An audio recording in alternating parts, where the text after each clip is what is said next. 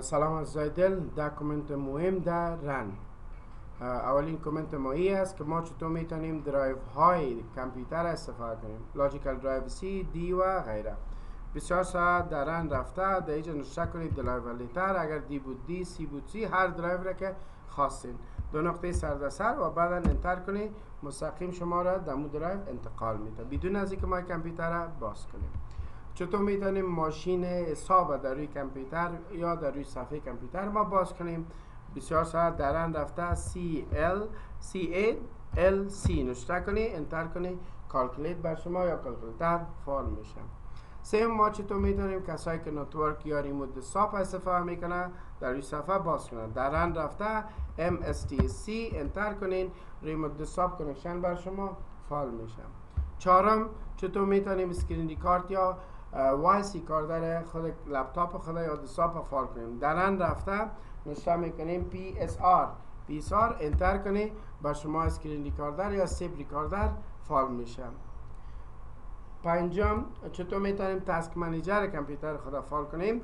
در آن رفته نشته کنیم ویندوز امرای آر تاسک، بعد از او MGR نشته کنیم، انتر کنیم، تاسک منیجر بر شما فعال میشه که میتونید پروسر، پرفورمنس، هیستوری های کامپیوترتون چک کنید.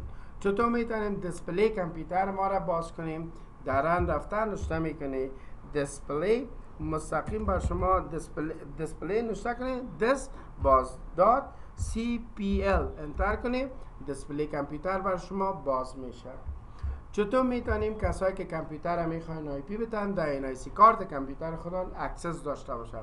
در آن برین نشته کنید ncpa.cpl انتر کنید، میبخشید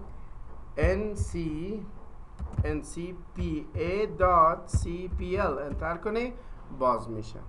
ببینیم میتونید که آی پی آدرس یاد کنید. چطور میتونیم دیسک منیجمنت کامپیوتر تان فعال کنید؟ بعض وقت درایور لیترهایتان معلوم نمیشه، درایوتان های است، شما باید در دیسک منیجمنت برین.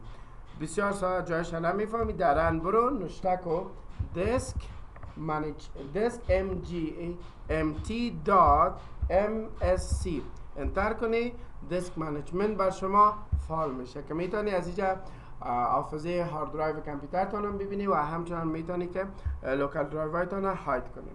و کامنت آخر ما، چطور میتونیم خود بوت مینوی ویندوز فاستر بسازیم؟ بسیار ساده، در آن برین نشته کنی ms config انتر کنی، از اینجا بوت مینو یا را آفان کرده میتونی بیاین در قسمت بوت مینو، اینجا میتونی بالای ادوانس بری و هر چقدر پروسر را که میخواین بر خود کامپیوترتان اساین کرده میتونین. پس این ده کامنت مهم از اپریتینگ سیستم 10 11 و 7 و 8 از ران کامنت پرانت. وقت خوش.